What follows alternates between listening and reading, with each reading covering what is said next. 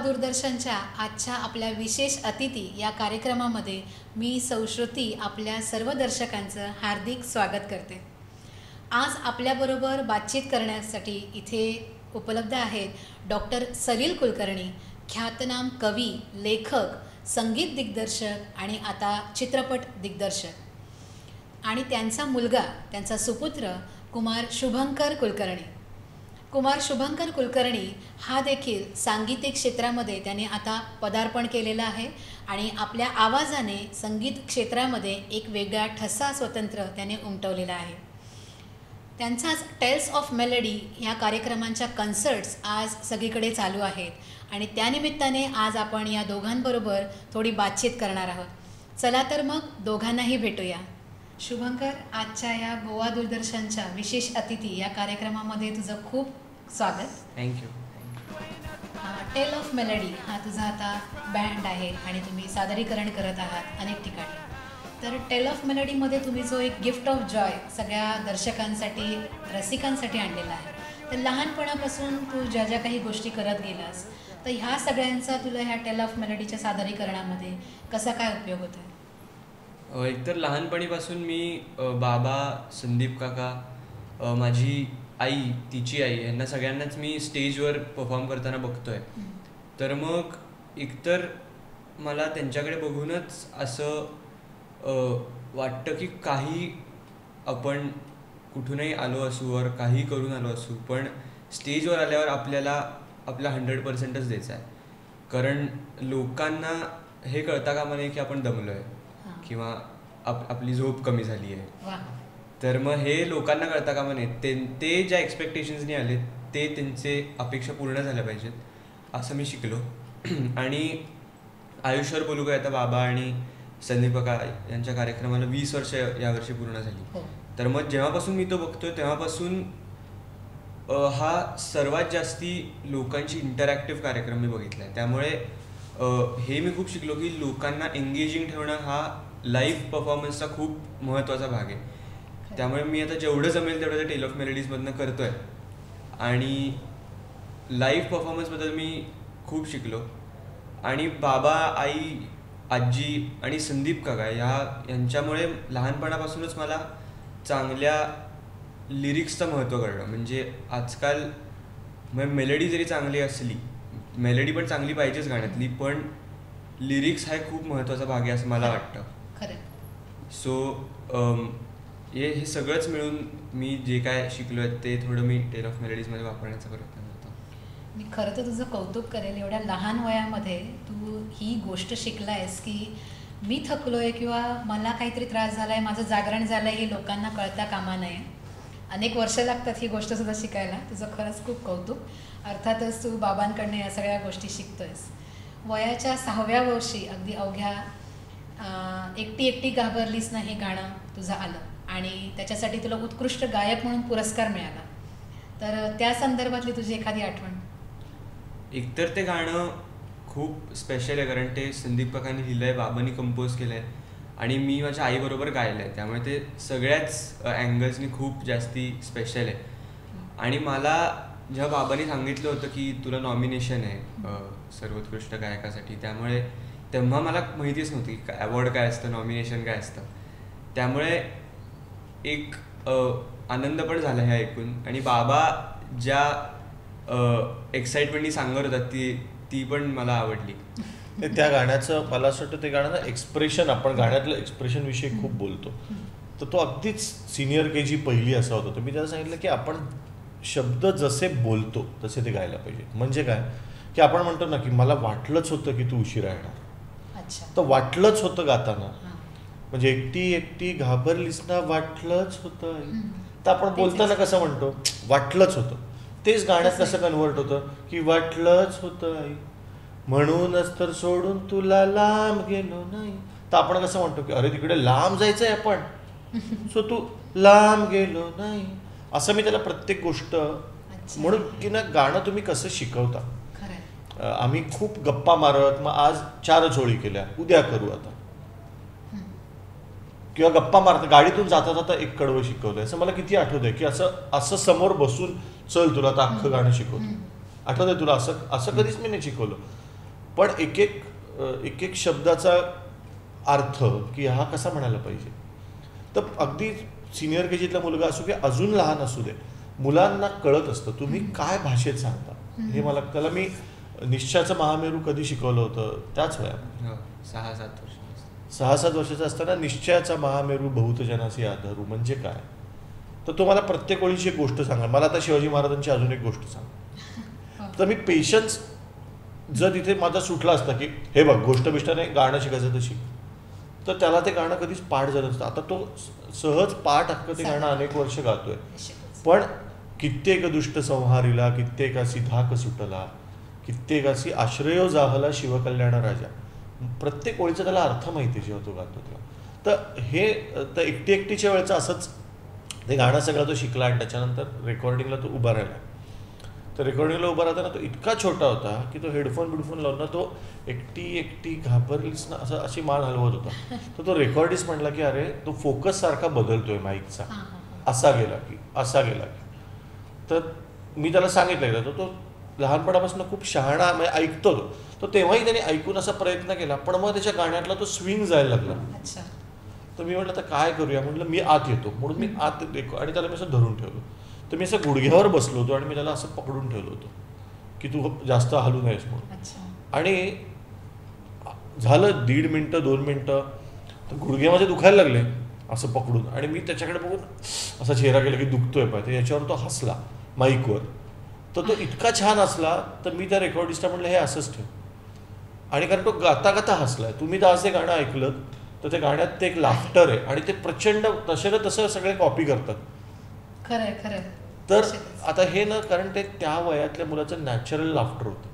मग ते त्यांनी फिल्ममध्ये पण तसंच घेतलं आणि मग ती मुलं गाताना. पण तर ह्या लोक म्हणजे हा किती गोड किस्सा आहे की काय झालं होतं खरं. लोकांना वाटतं की तुम्ही कसं त्याच्याकडनं गाऊन घेतलं गाण्यात, तर असं काहीच नव्हतं. पण अजूनही मला असं वाटतं अगदी टेल ऑफ मेलडीजमध्ये पण एकटी जेव्हा तो गातो ते लोकांना ते तितकंच आवडतं. कारण मुळात मला असं वाटतं त्याच्यातली ओळ आहे मोठी होतात मुलं, आई मोठी होत नाही. तर तसं ते नातं जितकं चिरकालीन आहे. तर मला असं वाटतं की आमच्याकडनं एक फार चांगलं गाणं झालं. निश्चितच. 2 ओळी आमच्या प्रेक्षकांसाठी म्हणतो.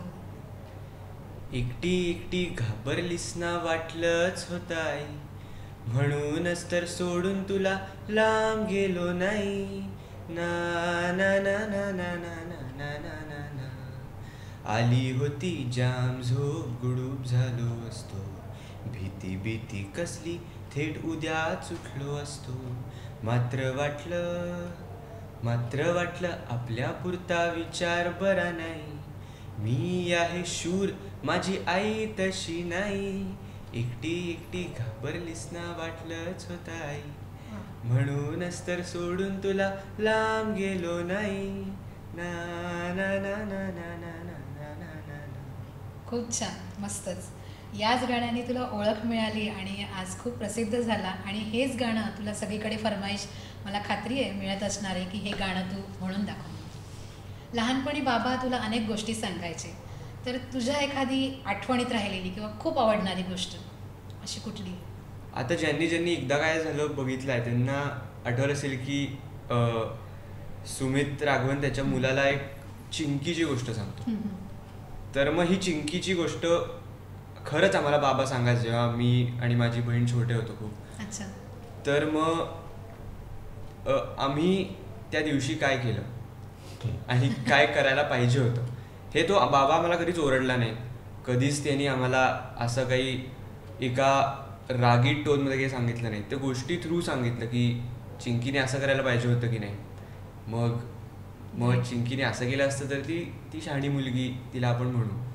त्यामुळे जे काही एकदा काय झालं मी बघत होतो जेव्हा तेव्हा मला इतकं ते रिलेट होत होतं सगळं. कारण ह्या सगळ्या गोष्टी आम्ही ऐकल्या होत्या. चिंकीची एक होती आणि माझी आणि माझ्या बहिणीची डिमांड असायची की एक रेडीमेड कॅरेक्टर नको. अच्छा. नवं बनवून सांगायचं. त्यामुळे बाबा चिंकी हे कॅरेक्टर बाबांनी बनवलं होतं. एक विसर भोळा नावाचा कॅरेक्टर होतं की बाबा की विसर भोळा एका पाहुण्यांकडे जातो आणि त्यांच्या मुलाचं नाव असतं शुभंकर. तेव्हा विसर भोळा ठरवतो की चला आपण आपल्या पण मुलाचं नाव शुभंकर ठेवूया. तर मग तो परत घरी जात असताना तो केळ्याच्या सालावरनं घसरतो आणि पडतो आणि घरी जाईपर्यंत तो विसरतो काय नाव असतं. त्यामुळे अशा खूप गोष्टी बाबांनी आम्हाला आणि मला आठवत आहे की मग तो घरी जातो आणि मग तो त्याला एवढंच आठवत असतं की 4 अक्षरी नाव. मग तो म्हणतो की हे का. मग यांना इतकी एक्साइटमेंट वाटायची की आता त्या विसरपणाला शुभंकर कसं लक्षात, तर ते लिटरली अशी उशी पकडून दोघं असे बसायचे की आता ते कसं. मग दुसऱ्या दिवशी अनन्या नाव असायचं, मग तिसऱ्या दिवशी माझा भाचा आहे अश्विन त्याचं नाव असायचं. मग वेगवेगळे हा म्हणायचा आज आता ह्याचं सांग, ह्या मित्राचं सांग की विसरबोळा. तर मला वाटतं की ह्याच्यातून ना ह्या सगळ्यातून तुमचं म्हणजे स्टोरी टेलिंग हा वेळ असा असतो जेव्हा ॲक्च्युली पालक आणि मुलं एकमेकांच्या डोळ्यात थेट बघत असतात आणि त्याच्यातून तुमचं नातं कायमचं बनतं. कारण आता तुम्ही जर बघितलं तर पालक आणि मुलं एका वेळी एकमेकांच्या डोळ्यात बघतच नाहीत. पालक मुलांकडे बघतात तेव्हा मुलं तरी फोनमध्ये असतात किंवा मुलं बोलताना पालक लॅपटॉपमध्ये असतात. सो आय कॉन्टॅक्टमधनं जे रिलेशन डेव्हलप होतं आणि त्याच्यातनं एक अंडरस्टँडिंग होतं. आजही जेव्हा तो स्टेजवर गायला उभा राहतो आणि एखादं गाणं होतं तर तो माझ्याकडे एक असा हळूच एक लुक देतो आणि माझ्या डोळ्यातनं त्याला कळतं की कार्यक्रम कसा चाललाय. हे कधी घडलं, हे कधी डेव्हलप झालं, हे त्या वयात डेव्हलप झालेलं असतं. या सगळ्या गोष्टींमधून जेव्हा बाबा गोष्ट सांगायचे, अनन्या आणि तू गोष्टी ऐकायचा, तर या गोष्टीतून बाबा काहीतरी धडा देत होते, तुम्हाला काहीतरी शिकवायला बघत होते. तर मग रोजच्या आयुष्याशी रिलेट करताना या गोष्टींकडे तू कसा बघायचास? म्हणजे आता जे काही प्रसंग गोष्टीत असायचे ते म्हणजे चिंकी जे करायची ज्यामुळे तिला एक वेडी मुलगी आपण म्हणायचो ते आपण नाही करायचं हे आम्हाला त्या रात्री कळायचं. तर मग ते आम्ही कधीच नाही करायचो मी आणि अनन्या. तर मग याची पाखराची गोष्ट खूप इंटरेस्टिंग आहे. पाखरू नावाची गोष्ट ऐकायला. एक आमची एक खोली होती, तिकडे आम्ही सगळे खेळ ठेवले होते की रिमोट कंट्रोलच्या कार, सॉफ्ट टॉईज. तर मग तिकडे आम्ही नेहमी असायचो. तर मग एकदा कधीतरी खिडकी उघडी राहून तिकडे पाखरू आलं होतं छोटं आणि ते खूप वेळा यायचं आणि आम्हाला भीती वाटली कारण आम्ही खूप छोटे होतो.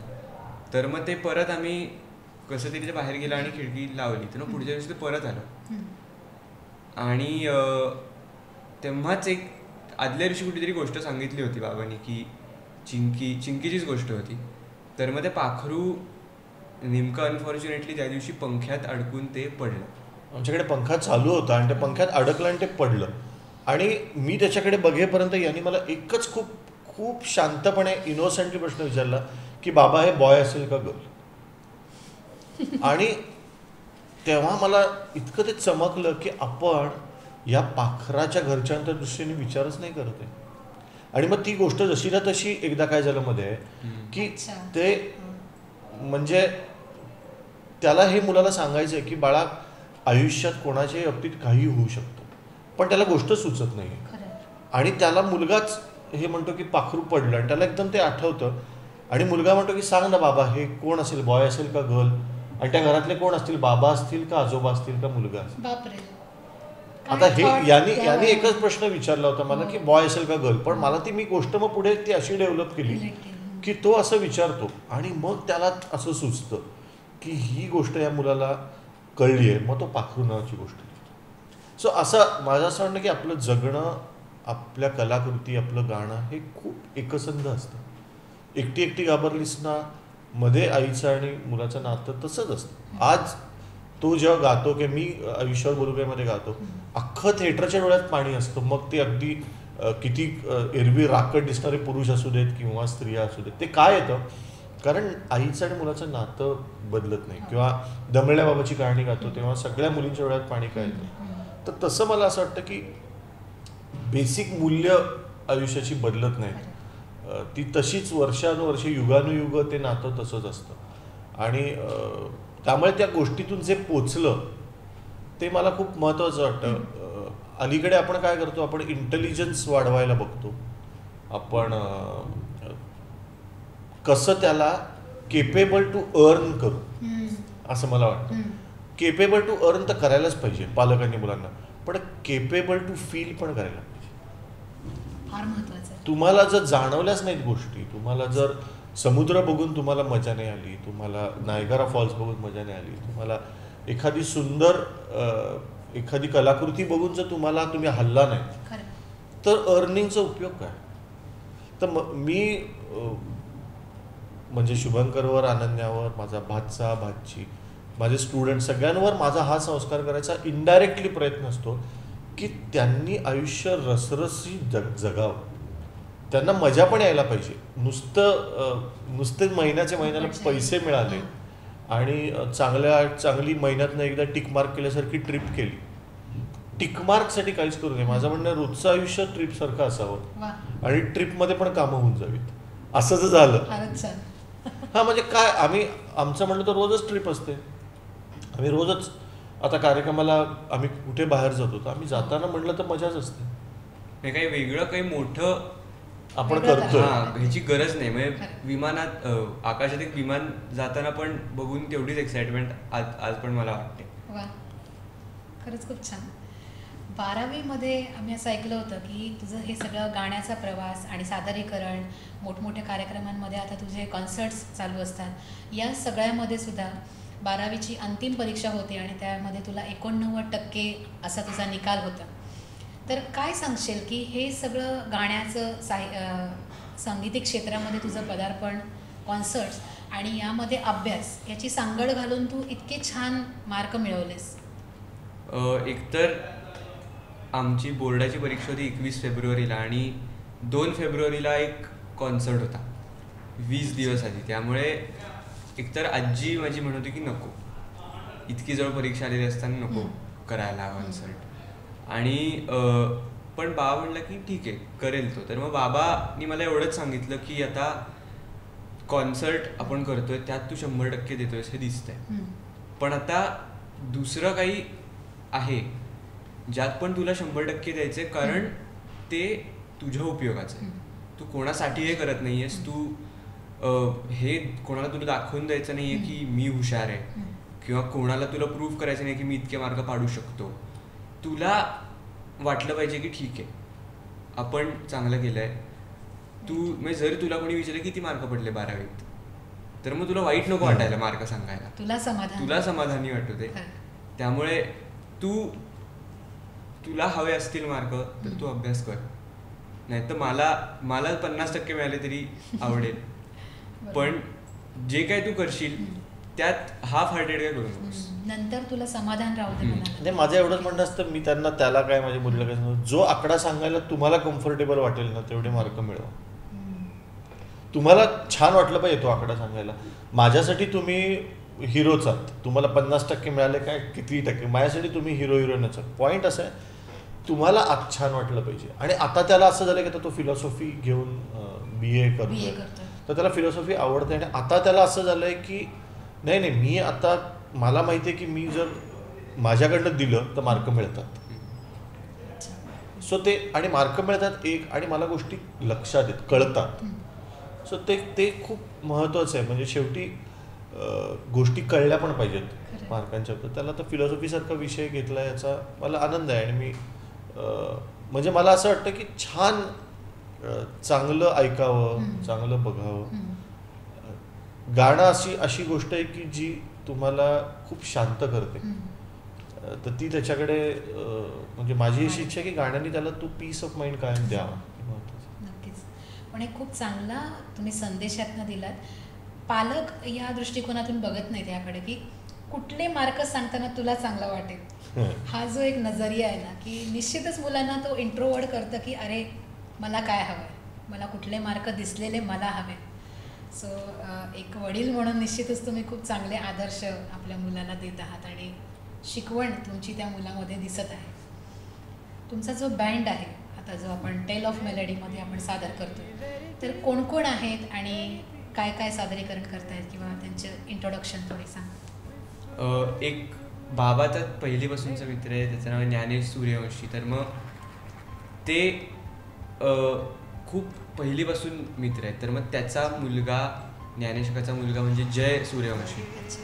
तर मग आम्ही पण त्यांच्यामुळेच खूप लहानपणापासून मित्र आहोत. आणि तो खूप जास्ती चांगला पियानो प्लेयर आहे.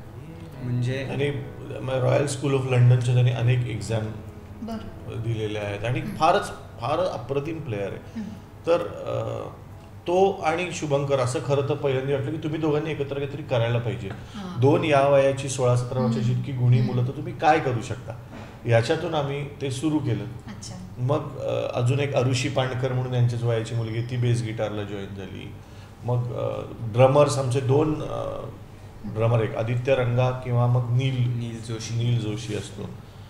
आणि ही सगळी मुलं जी आहेत ना, ही सगळी 20च्या खालची आहेत. खरंच कौतुक आहे. आणि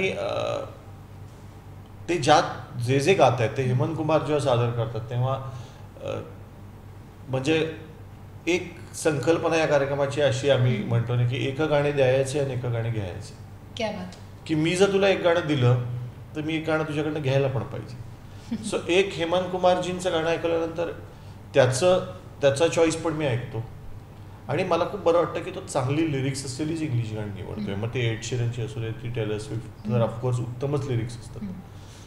किंवा बीटल्स इतकं क्लासिक अप्रतिम आहे की मला असं लक्षात आलं की टेल ऑफ मेलडीज नंतर त्यांना तर खूप काही मिळालंच, मी खूप अजून समृद्ध झालो म्युझिकली.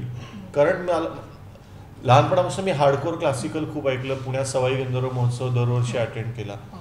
पण हे सेक्शन मी ट्यून चांगली आहे इतकंच मी इंग्लिश गाणी ऐकायचो. किंवा मायकल जॅक्सनच्या गाण्यात बीट्स चांगले आहेत. पण ह्याच्या पलीकडे इतकी व्हरायटी आहे. बीटल्सच्या गोष्टीत इतक्या स्टोरीज आहेत गाण्यांमध्ये. किंवा एल्विसच्या गाण्यामध्ये इतकी काय काय अर्थता आहे. हे मला म्हणजे आपल्याला दरवेळी असं वाटतं की आपण वारसा देतो, असं नसतं. आपण मुलांकडनं पण शिकायला पाहिजे. आणि ह्या सगळ्या मुलांकडनं टेल ऑफ मेलडीजनी मी तो डिझाईन केला खरा, पण ते डिझाईन करता करता मी पण यांच्या इतकं शिकलो. आता या बँडमध्ये तू 18 वर्षांचा, तुझे 2 साथीदार 16 वर्षांचे. अवघ्या 16 वर्षामध्ये तुम्ही सादरीकरण करता, एक कॉन्सर्ट करता आणि लोकांची मनं जिंकता आहात. तुम्ही कायम राहणार आहात स्मरणामध्ये.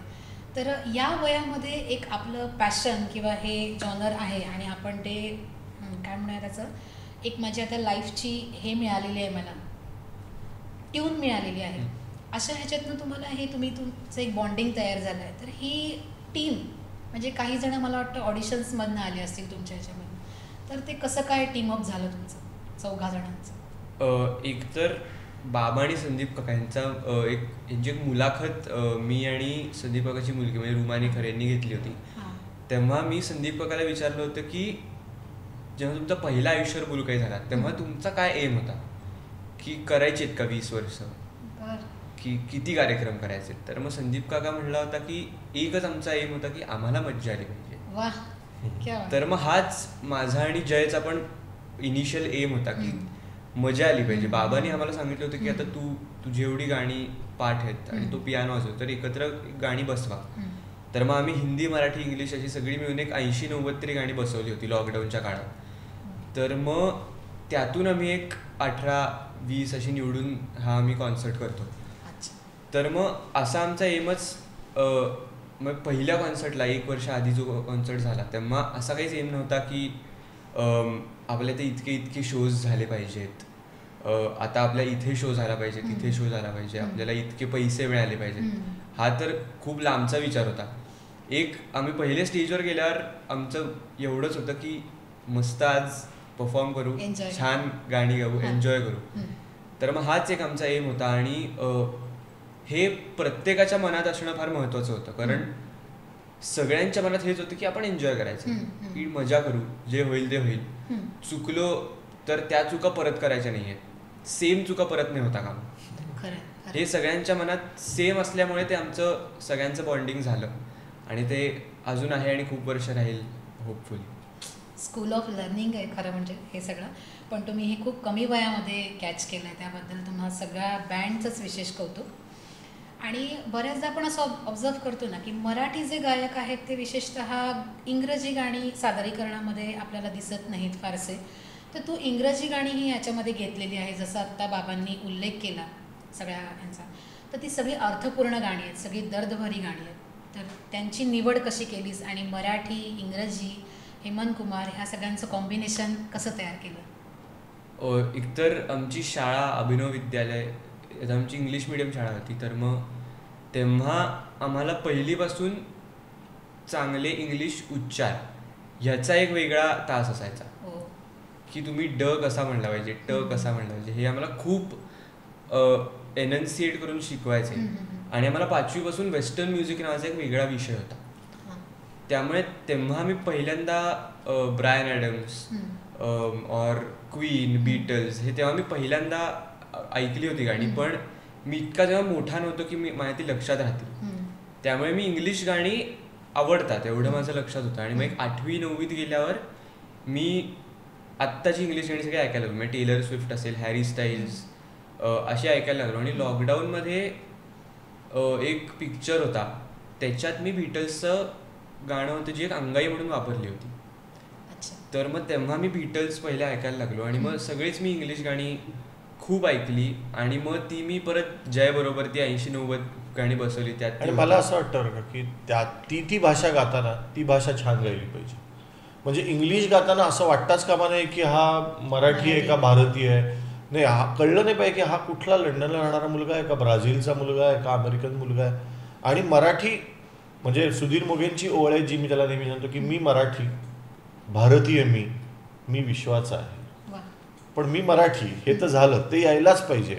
छत्रपतींवरची गाणी म्हणता यायलाच पाहिजे, रामदास स्वामींचे शब्द म्हणता यायलाच पाहिजेत, हिंदी पण चांगलं यायला पाहिजे, पण मी विश्वाचा आहे. कारण यांना आता इंटरनेटमुळे आणि याच्यामुळे world is the stage. So त्यांनी मला तो ज्या पद्धतीने इंग्लिश उच्चाराचा त्यांनी अभ्यास केला किंवा तो ज्या पद्धतीने गातो ते मला खूप भावतं. याचं कारण ते खूप ऑथेंटिक गातं. अजिबात इंडियन मुलगा किंवा मराठी मुलगा इंग्लिश गातोय असं वाटत नाही. ही सक्सेस मला असं वाटतं त्यांनी कष्ट करून त्या भाषेला आणि त्या सादरीकरणाला. निश्चितच असं कुठे होतं का की आता सलील कुलकर्णी यांचा तू मुलगा आहेस, तर त्यांचं इतकं मोठं नाव आहे आणि त्यांनी एवढं मोठं काम केलेलं आहे, करतायत, मित्र म्हणून वावरताना कॉलेजमध्ये किंवा समाजामध्ये वावरताना, आता तू स्वतः कॉन्सर्ट करतो, तर कुठेतरी एक प्रेशर असतं का, बाबांचा मुलगा आहे, कुठल्या अपेक्षेने माझ्याकडे लोक बघतायत किंवा? मला वाटतं एकतर अजिबातच प्रेशर नाही आहे. आणि मी दुसऱ्यांचं प्रेशर तेव्हा घेतलं असतं जेव्हा बाबाच स्वतः प्रेशर काही देत असतात. तर बाबाच काही प्रेशर देत नाही तर मग बाकी कोणाच्या प्रेशरला घाबरण्याचं काही कारणच नाही असं मला वाटतं. आम्ही ऑब्झर्व केलंय हे की सादरीकरण करत असताना एक कटाक्ष तुझा बाबांकडे असतो आणि ती तुला नजर हवी असते त्यांची की चाललंय ना सगळं व्यवस्थित. तर त्याविषयी जरा सांग. कारण बाबांनी मला एक लहानपणीपासून शिकवलंय की तू जर चुकलास किंवा सूर तुझाच इकडे तिकडे झाला तर तुला कळलं पाहिजे, बाकीच्यांना नको कळू दे पण तुला कळलं पाहिजे. तर मग ते जेव्हा मला कळतं तेव्हा मी एक बाबाकडे बघतो की हे झालंय का, म्हणजे चूक झाली आहे का. तर मग बाबा सांगतो की ठीक आहे, एकच झालंय, एवढंच झालंय, आता काही बाकी खूप काही झालं नाही आहे, गात राहा पुढे, सगळं छान होईल. असं एक तो एक आधाराचा एक लुक एक महत्त्वाचा वाटतो मला शोमध्ये.